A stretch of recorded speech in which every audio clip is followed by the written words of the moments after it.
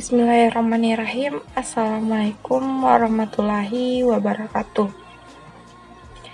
Puji syukur malah kita panjatkan kehadirat Allah Subhanahu wa Ta'ala yang telah memberikan kita nikmat, kesehatan, dan kesempatan sehingga video presentasi ini dapat kita selesaikan. Salawat serta salam tak lupa kita kirimkan kepada junjungan kita Nabi Muhammad SAW yang telah membawa kita dari zaman jahiliyah menuju zaman yang berilmu seperti sekarang ini.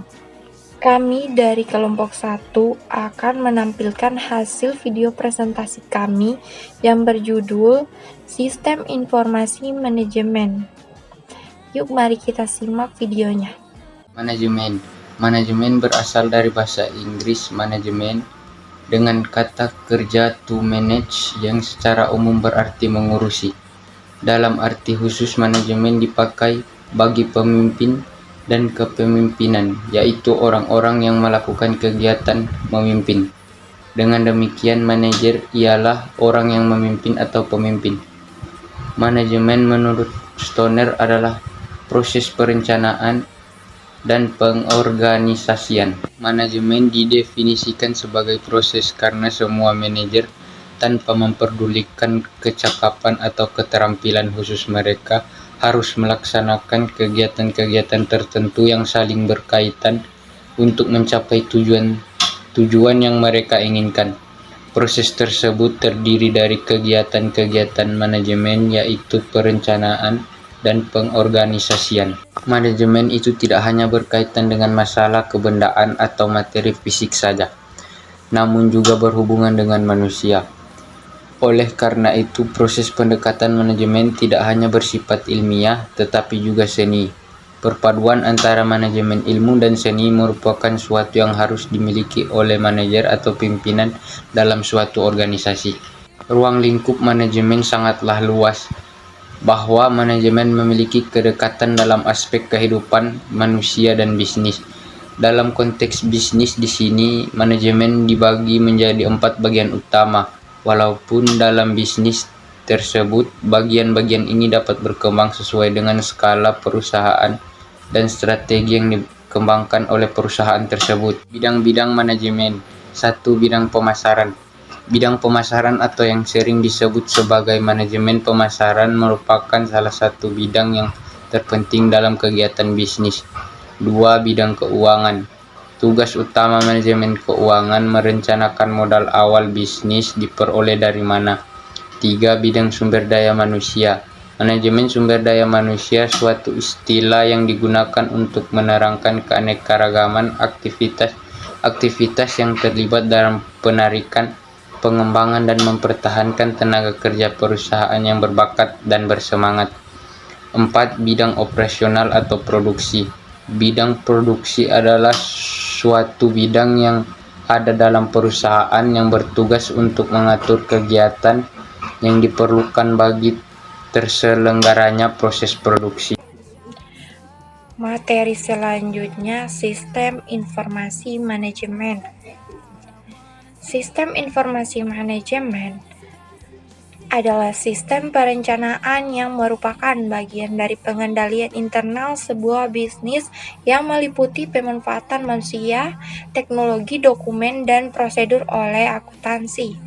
Manajemen untuk mengatasi masalah bisnis seperti biaya produk, merancang strategi bisnis atau permasalahan layanan sistem informasi manajemen saat ini bukan hanya dioperasikan untuk memenuhi kebutuhan manajemen di berbagai tingkatan bagian, tetapi juga membantu memperlancar operasi perusahaan.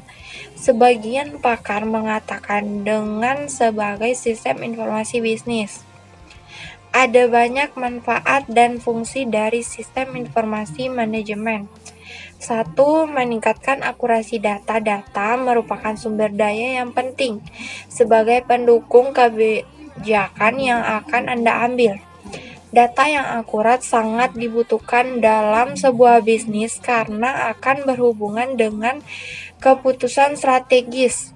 Sistem informasi manajemen adalah alat yang memberikan data akurat yang dibutuhkan perusahaan Melalui sistem, data yang masuk akan diolah secara otomatis, sehingga membantu tugas Melalui sistem data yang masuk akan diolah secara otomatis sehingga membantu tugas manajemen agar lebih efektif dan efisien. Dan dengan dukungan teknologi internet, Anda juga bisa mengambil data yang dibutuhkan pada sistem secara real time. Mempermudah koordinasi ini juga menyediakan layanan informasi yang dapat digunakan sebagai dasar perencanaan, pengawasan, dan pengarahan pihak manajemen. Dari data informasi yang dihasilkan, selanjutnya dapat digunakan oleh departemen atau divisi lain yang membutuhkan. Pertukaran informasi yang tepat antar departemen mampu membentuk hubungan yang sehat dalam sebuah organisasi. Tidak hanya itu, sistem informasi juga membantu pihak manajemen dalam pendelegasian tugas kepada pihak lain secara mudah. Koordinasi antar departemen juga dapat dilakukan secara cepat tanpa harus bertatap muka. 3. Meningkatkan kualitas SDM ketika data informasi telah tersedia secara akurat dan cepat. Tentu hal ini mempengaruhi pada kinerja sumber daya manusia perusahaan. Mau tidak mau, sumber daya manusia yang menggunakan sistem ini harus menyesuaikan sistem kerja mengikuti perkembangan teknologi. Dengan sumber daya yang berkualitas, tentu saja akan berpengaruh pada progres perkembangan bisnis Anda di masa mendatang. Menekan biaya operasional ketika sistem informasi manajemen telah bekerja bagi bisnis Anda. Kesalahan yang terjadi akibat human error dapat diminimalisir dengan minimnya kesalahan yang terjadi, membuat produktivitas kerja SDM yang ada menjadi meningkat. Secara bersamaan, kondisi ini membuat biaya operasional yang dikeluarkan perusahaan menjadi berkurang. Dengan bantuan SIM, bisnis Anda menjadi lebih mudah menganalisa kinerja dari tahun ke tahun. Semua histori data dan perubahan yang terjadi telah tersimpan ke dalam sistem. Manfaat informasi manajemen. Perusahaan yang bekerja dengan menggunakan sistem akan lebih baik dibandingkan perusahaan yang bekerja tanpa sistem. Sistem informasi yang banyak digunakan oleh manajer perusahaan saat ini adalah sistem informasi yang berbasis komputer. Sistem operasi manajemen memiliki banyak manfaat, baik bagi pihak manajemen maupun untuk organisasi keseluruhan. Adapun manfaat sistem informasi manajemen seperti 1. Meningkatkan efisiensi dan efektivitas data secara akurat dan real time. 2. Memudahkan pihak manajemen untuk melakukan perencanaan, pengawasan, pengarahan, dan pendelegasian kerja kepada semua departemen yang memiliki hubungan atau koordinasi. Pengaruh sistem informasi manajemen dalam perusahaan. Pengaruh sistem informasi manajemen dalam perusahaan. Berikut 3 peran sistem informasi manajemen dalam perusahaan. 1. Sistem informasi untuk operasi bisnis. 2. Sistem informasi untuk pengambilan keputusan manajemen. 3. Sistem informasi untuk keunggulan strategis sistem. Tantangan sistem informasi manajemen. Tantangan dalam implementasi sistem informasi manajemen menurut Kenneth C. Loudon. Yang pertama, tantangan globalisasi. Bagaimana perusahaan memahami kebutuhan bisnis dan sistem dari ruang lingkup ekonomi global. Kedua, tantangan infrastruktur dan arsitektur informasi. Bagaimana organisasi mengembangkan arsitektur informasi dan infrastruktur teknologi informasi yang dapat mendukung tujuan mereka sewaktu kondisi bisnis dan teknologi berubah pesat. 3. Tantangan investasi sistem informasi.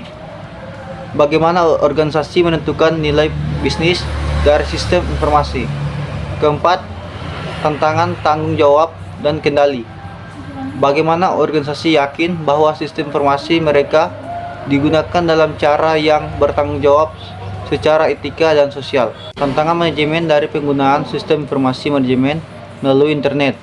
Pertama, mendigitalkan perusahaan membutuhkan perubahan sikap mental menyeluruh. Kedua, menentukan suatu model bisnis internet yang berhasil. Dampak negatif sistem informasi. Pertama, Dengan mengotomasi aktivitas yang biasanya dikerjakan oleh manusia, maka sistem informasi dapat mengeliminasi pekerjaan atau mata pencaharian.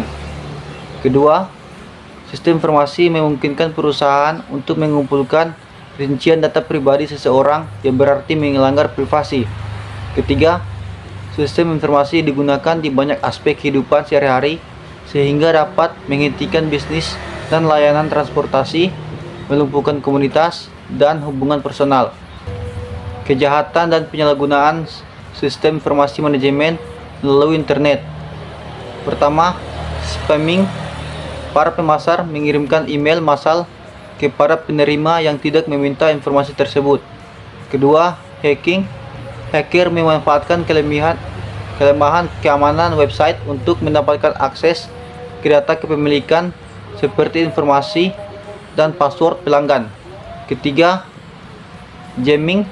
Para pelaku jamming menggunakan rutin perangkat lunak untuk mengikat komputer yang hosting suatu website sehingga pengunjung yang sah tidak bisa mengakses situs tersebut. Itulah video presentasi dari kelompok kami. Jika ada kesalahan mohon dimaafkan. Billahi fisabil haq fastabiqul khairat. Wassalamualaikum warahmatullahi wabarakatuh.